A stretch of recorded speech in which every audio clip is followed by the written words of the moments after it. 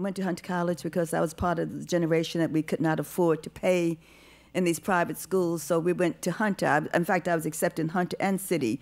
But City, you had to pay for books. And at Hunter College, you got books free, people. And so I graduated that January '55. And my dad said, you should go out and get a job before you start teaching in September, because he said, you are going to teach because you come from a line of teachers. And I said, okay, Dad. And he said, because you're not going to get a job writing, because he knew I wanted to write. So I wrote a letter. You know, I got the Times every Sunday. And those of you who are looking for jobs, sometimes you know how they say, respond to New York Times XZW 1, 2, 4, 5, 6, whatever, and send your CV and a sample of your writing. And I did that. Well, a week later, I got a telegram.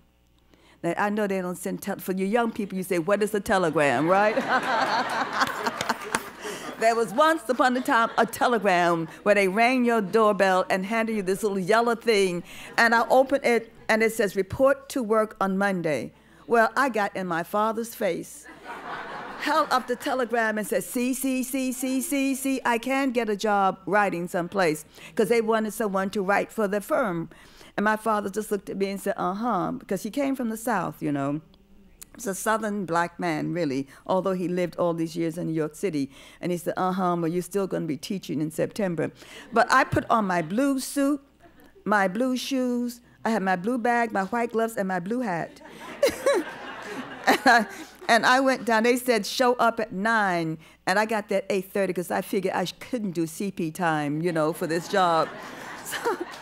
So I got there at 8:30, and in comes the receptionist, and she looks at me as she opens the door, and I took out the telegram, and I said, here, have you ever had someone look at something and then look at you, and then look at something, and then look at you? She did it 3 times, and I'm smiling all the time. And she said, come in, sit down.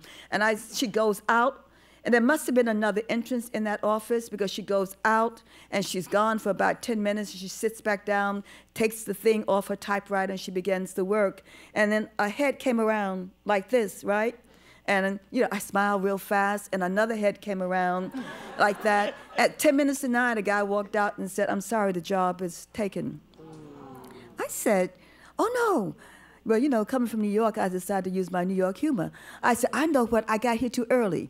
I said, I'm going to go outside and come back at 9 o'clock, because the telegram said report to work at 9 a.m. So I know I'm early. I'll go back outside, wait till 9 a.m. and come back in, and everything will be okay. The guy never laughed, smiled, whatever. But I handed him the telegram. Again, he did the same thing. He looked at the telegram. He looked at me. I mean, the whole thing was like, how in the world did this happen? And he said, the job is taken. And so he turned his back and walked away down the hallway. And I said, I know, it's discrimination. I'm going to report you to the Urban League. And he turned around and looked at me and just shrugged, right? And I took my hat off, my gloves off, and got on the subway. Those of you from New York know that if you're downtown and you want to really stay on the west side, you've got to stay on and make sure you take the #1 train. But I was so mad, it got to 96, I'm still sitting there, and the door closes, I'm on the #2 or #3, and all of a sudden it starts doing that shaking thing, and you know you're going to the east side. So I get off at 135th Street.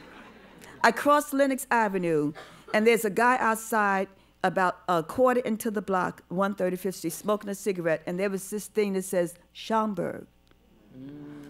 And I said to him, what's the Schomburg? He said, lady, if you want to know, go inside, sign in. So the old Schomburg had the book that you sign in almost right outside the door. And I walked inside, and when you walk into that old Schomburg, there's this long table, and all these men were just sitting there, head down, writing, books stacked up all on that table. And there was a glass compartment there, Miss Jean Hudson. I knocked on the glass door, and she opened the door. She said, yes, dear, gentlewoman. I said, what is the Schomburg? She said, oh, my dear. She said, this library has books only by and about black people. And I, with my smart 20-year-old mouth, said, there must not be many books in here. Whenever I brought my classes to the Schomburg, which was every semester, she would look at me with that very sly smile, right? And say, I have an interesting story to tell about your professor. And she told that story. And you know how students are, they say, oh, we got some on you, prof. Yeah. And I would disappear. But she said, come, sit down. I want to bring you some books. And she eased me into this thing, and the scholars looked up like, who is this woman? Because they're all males sitting there. And it took her 30 minutes, and she came back with 3 books.